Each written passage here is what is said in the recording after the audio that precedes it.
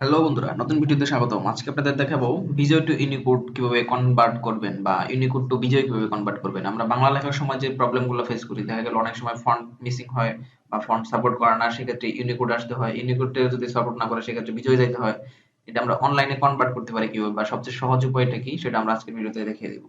তো প্রথমত আমরা মাইক্রোসফট ওয়ার্ডে কিছু লেখা নিয়ে নিয়েছি স্যাম্পল হিসেবে। জাস্ট এই লেখাগুলো আমরা লিখছিল মানে অব্র কিবোর্ড থেকে। আমরা এটা বিজয়ে কনভার্ট করবো কিভাবে সেটা দেখানোর জন্য আপনাকে যেটা করতে হবে, অনলাইনের হেল্প নিতে হবে। তো আমি এখানে একটা ব্রাউজার ওপেন করে নিলাম। ব্রাউজারে এসে আমি আপনাদেরকে একটা লিঙ্ক দিয়ে দিব, ঠিক সেই লিঙ্কটাতে ক্লিক করবেন।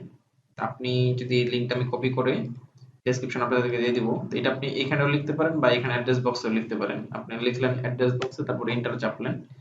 তারপর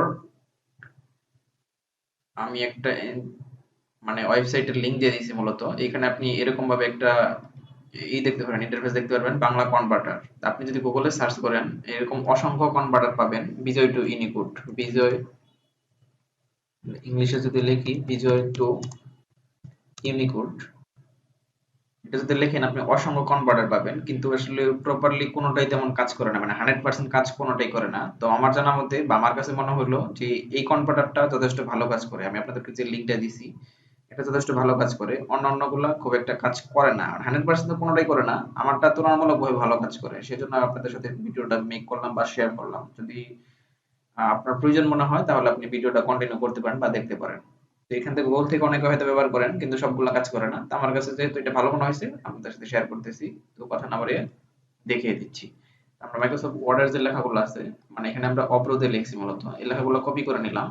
কপি করে নেওয়ার পর এখানে আমরা যদি এই ওয়েবসাইটে চলে আসি আমার দেওয়া লিংকে, এখানে আসলে দেখার পর এরকম বাংলা কনভার্টার দেখতে পাবেন। এখানে দেখেন বিজয় টু ইউনিকোড দেওয়া আছে। তো এখান থেকে আমরা যেটা করতে পারবো, এখানে দেখেন ইউনিকোড কিবোর্ডের লেখা এখানে পেস্ট করুন। তো আমরা এখানে আমরা যে অব্রতে লিখছি, অব্রতে লিখলে আমরা জানি ইউনিকোডের লেখা হয়, সেটা আমরা এখানে পেস্ট করলাম। কন্ট্রোল ভি চেপে আমরা এটা পেস্ট করলাম, কারণ এখানে আমাদের বলা হয়েছিল ইউনিকোডের লেখা এখানে পেস্ট করুন। তারপরে আমরা চাচ্ছি ইউনিকোড থেকে বিজয় বর্ণতে কনভার্ট করতে। তারপরে হচ্ছে ইউনিকোডের লেখাগুলো এখানে দিলাম। দেওয়ার পরে দেখেন লেখা আছে এখানে ইউনিকোড থেকে বিজয়, তার মানে এটাতে আমরা ক্লিক করে দিব। আর এখানে আছে দেখেন বিজয় থেকে ইউনিকোড। আমরা হচ্ছে চাচ্ছি হলো ইউনিকোড থেকে বিজয়, ইউনিকোড টু বিজয় ক্লিক করলাম। উপরে এখানে দেখেন লেখাগুলো চলে আসলো। তো আমরা এই লেখাগুলা কিন্তু দেখেন উপরে লেখা ছিল যে এখানে বিজয়, মানে এখানে ক্লিক করলে কিন্তু যেহেতু এগুলা পেয়ে গেলাম, তার মানে হচ্ছে এগুলা হচ্ছে বিজয়। আপনি চাইলে এখান থেকে কিন্তু বুঝতে পারবেন যে কপি ইনপুট টু লেখা বা কপি বিজয় লেখা। আপনি যদি কপি বিজয় লেখা করেন সেক্ষেত্রে আপনি এই লেখাগুলো কপি হয়ে যাবে। তো আমি এখান থেকে ম্যানুয়ালি হাতে ধরে এইগুলো আমার যেগুলো প্রয়োজন সেগুলো আমি কপি করে নিলাম। তারপর আমরা এটা দেখানোর জন্য আমরা এখানে নিচে এন্টার চেপে আমরা নিচে পেস্ট করলাম। আমরা যদি এখানে ধরেন, আমরা এখানে কিন্তু এখন এই যে শুধুনি এম যে করতে পারতেছি। আমরা যদি অন্য ফন্টে থাকি তাহলে কিন্তু এই লেখাগুলো এরকম থাকবে। আপনার হয়তো এরকম থাকতে পারে, এক্ষেত্রে ভয় পাওয়ার কিছু নাই। এটা আসলে বিজয় বান্নর লেখা, সেই জন্য হয়তো বা ফন্ট এরকম দেখাচ্ছে। সেই জন্য আমরা বিজয় বান্নর যে মানে এনএসআই যে ফন্ট গুলো আছে সেগুলো আপনাকে ব্যবহার করতে হবে। যেমন এখানে হতে পারে নিখুঁত বা শুধুনি এম যে কালপুরুষ এগুলো।